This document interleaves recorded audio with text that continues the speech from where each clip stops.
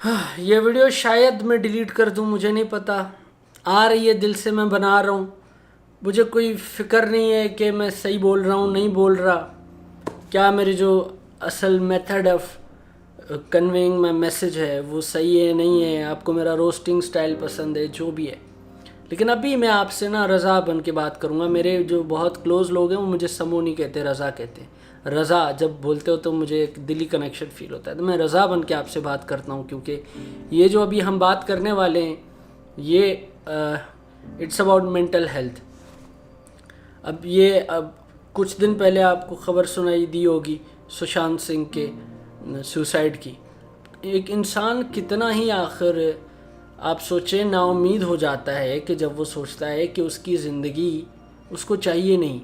सबसे अजीज़ चीज़ क्या होती है? आपकी अपनी ज़िंदगी, ये सांसें जो आप ले रहे हो।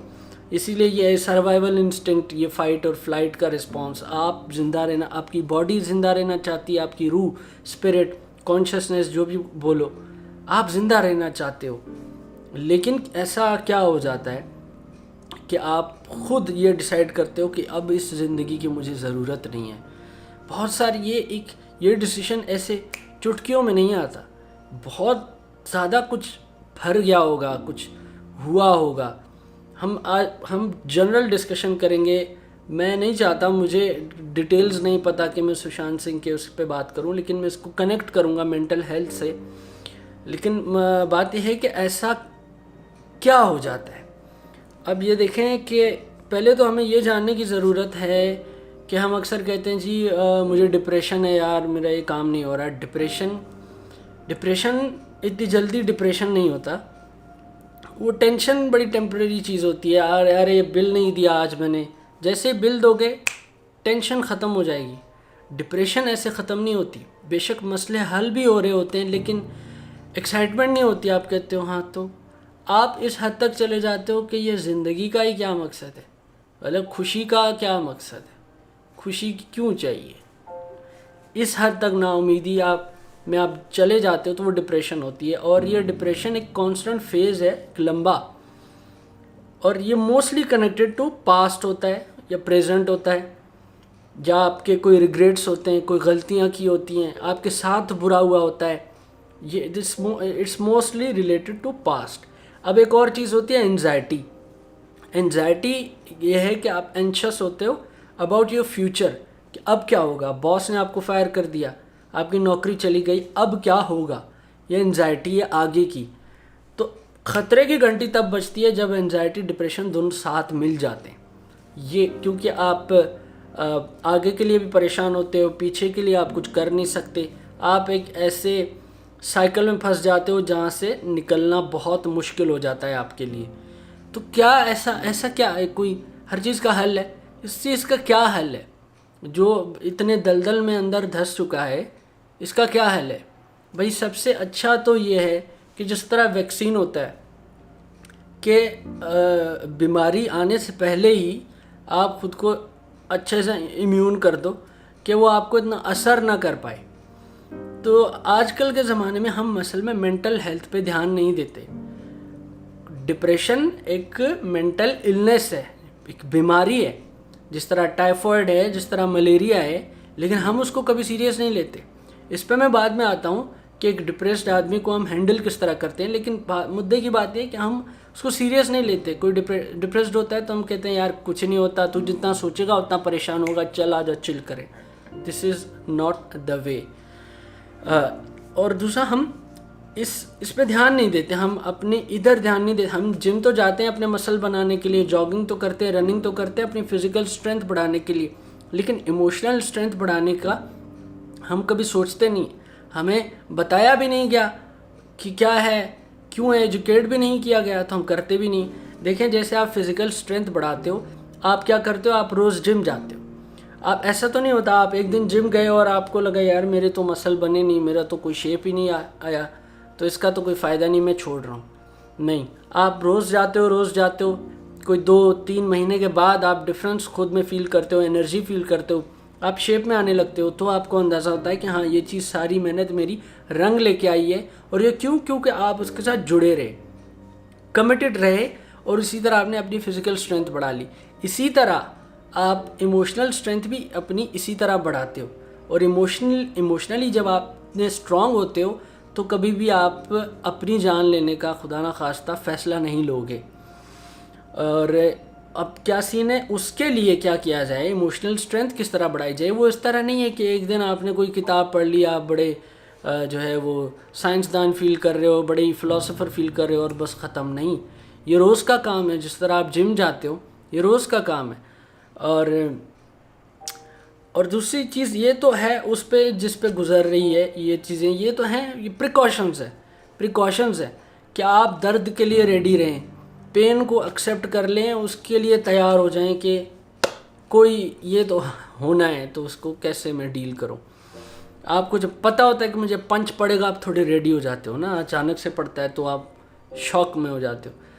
तो ये तो प्रिकॉशन है, ये उस बंदे के लिए जो इससे गुज़र रहा है। अब ये है कि हम अब जो दलदल में धंस चुका है उसको बाहर निकालने के लिए देखो, वो खुद कभी कोई एक डिप्रेस्ड आदमी खुद जाके यूट्यूब पे कोई मोटिवेशनल वीडियो नहीं देखता कि मैं ठीक हो जाऊं, या वो खुद जाके चिल आउट करने के लिए दोस्तों के साथ बाहर गप्पे शप्पे मारने नहीं जाता। उसका दिल नहीं करता, वो किसी से बात नहीं करता कि इससे मैं क्या ही बात करूं, रहने दो। ये क्यों होता है? क्योंकि हम एज ए सोसाइटी हमने डिप्रेशन को एक सीरियस इलनेस की तरह लिया नहीं है। ये अब हमारी जिम्मेदारी बनती है कि एक दलदल में धंस चुका आदमी जो खुद को नहीं निकाल पा रहा, उसको कैसे निकालना है, ये हम पे आता है। देखो, आज भी मुझे लगता है कि अगर सुशांत के पास कोई एक शख्स ऐसा होता जिससे वो सिर्फ बात कर सकता, जो उसकी सिर्फ सुन सकता सही से, तो ये मौका नहीं आता। मुझे नहीं पता रीज़न्स क्या हैं कि हुआ क्यों, क्या हुआ, डिटेल्स मुझे नहीं पता, लेकिन ये चीज़ बहुत ज़रूरी है और यही चीज़ हम में नहीं है। देखिए, आयरनी ये है कि इंटरनेट वगैरह आया, ये फेसबुक आया, ये सब आया हमें सोशली कनेक्ट करने के लिए कि हम आपस में जुड़े रहें। लेकिन होता क्या है, वहाँ पे हम अपना सिर्फ़ और सिर्फ खुशी वाली लाइफ दिखाते हैं, अंदर से हम मर रहे होते हैं, जल रहे होते हैं, दिल जले होते हैं, किसी को पता उन्हें नहीं देते। और उसका क्या है, यही आयरनी है कि बनाया इसलिए गया कि सारे कनेक्ट रहें और सारे जुदा हो रहे हैं, अलग हो रहे हैं।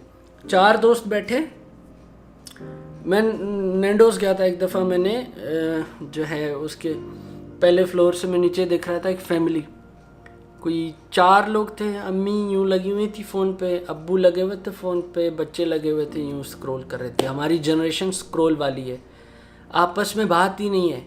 अब सोचिए, मोबाइल फ़ोन चले जाएं, इनसे छीन लिए जाएं, फिर क्या करेंगे? फिर ये पूछेंगे, फिर ये बात करेंगे, इंटरेक्ट करेंगे। ये जो हमारे ऊपर ये ज़माना है, तो हम सुनते नहीं हैं, हम लिसनर्स नहीं हैं। और ये दलदल से निकालने के लिए एक डिप्रेस्ड आदमी को एक ऐसा इंसान चाहिए जो सिर्फ उसकी सुनना बहुत ज़्यादा ज़रूरी है।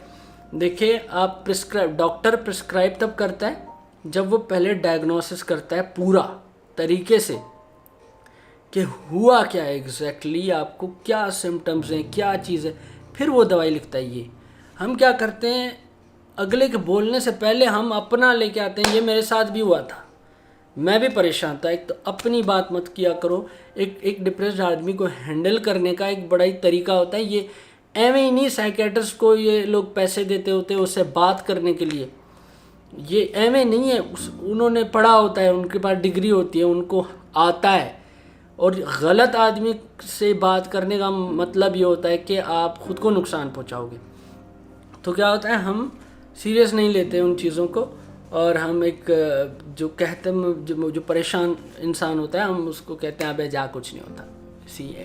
जितना तू सोचेगा उतना तू परेशान हो गए, तेरा इधर है, इसको निकाल दे, ईजी है, सब ठीक है, ईजी है यो। और दूसरा क्या होता है कि भाई ये तो मेरे साथ भी हुआ था, देख तू, मैं तेरे लिए मिसाल हूँ कि मैंने देख किस तरह हैंडल किया, ये वो तू भी कर सकता है। अपनी राम कथा सुनाने लग जाते हैं, बिल्कुल गलत तरीका है। सुनने वाला बहुत ज़रूरी चाहिए आपको। बेशक मैं तो कहता हूँ कि प्रिस्क्राइब करे ना करे, सिर्फ डायग्नोसिस करे, सिर्फ सुने, तो बहुत ज़्यादा वेंट आउट हो जाता है अगले बंदे का। आप देखते हो परेशान बंदे को बोलो ना क्या हुआ है, तो बोलता है कुछ नहीं, वो कुछ नहीं इसलिए बोलता है क्योंकि वो आपको इस लायक नहीं समझता कि वो आपको बताए, क्योंकि आप समझेंगे नहीं जिससे वो गुज़र रहा है। तो हमने इतना ईजी नहीं रखा उनको। अब मैं देखता हूँ मेरे अब्बू अक्सर अपने फ़ोन में देखते हैं पुराने कॉन्टेक्ट्स और किसी को कॉल कर देते हैं, दोस्त को ऐसे ही, और उससे बात करते हैं कैसा है आजकल, क्या कर रहा है, और ये वो इस तरह बात करके कट कर देते हैं, बस बात करते हैं। मैं सोचता हूँ कि यार आपको तो कोई काम ही नहीं था उस बंदे से। मैं अगर किसी से बात करता हूँ, किसी पुराने दोस्त से या नए दोस्त से, मैं तभी करता हूँ जब कोई काम होता है मेरा। किसी पुराने दोस्त को भी आप फ़ोन करते हो तो पहले फॉर्मेलिटी होती है, यानी क्या कर रहा है, तो मैं भी ठीक, अच्छा हाँ यार एक काम था, ये होती है असल मुद्दे की बात। तो मैंने देखा हमसे जो पहली वाली जनरेशन है, मेरे अब्बू, वो सिर्फ बात करने के लिए अपने दोस्तों से वो बात करते हैं। ये हम में चीज़ नहीं है। हम ये फेज़ क्या बोलूँ, ये हम सुनने वाले हैं नहीं ना, हम सुनने वाले हैं नहीं। किसी की ऐसे ही खैर ख्वाह ख़बर हम नहीं लेते जब तक हमें उससे काम नहीं होता। तो हम बहुत आप कहें हम बहुत ट्रांजैक्शन वाली लाइफ हो गई है, तू दे तो मैं लूँगा। तो खुदा के वास्ते इस चीज़ को सीरियस लें और परेशान आदमी को उसको समझने की कोशिश करें, क्योंकि उसके जाने के बाद फिर बहुत सारे लोग आते हैं सिंपैथाइज़ करने के लिए, यार मुझसे बात कर ली होती, यार क्या मसला था, मुझे कह दिया होता।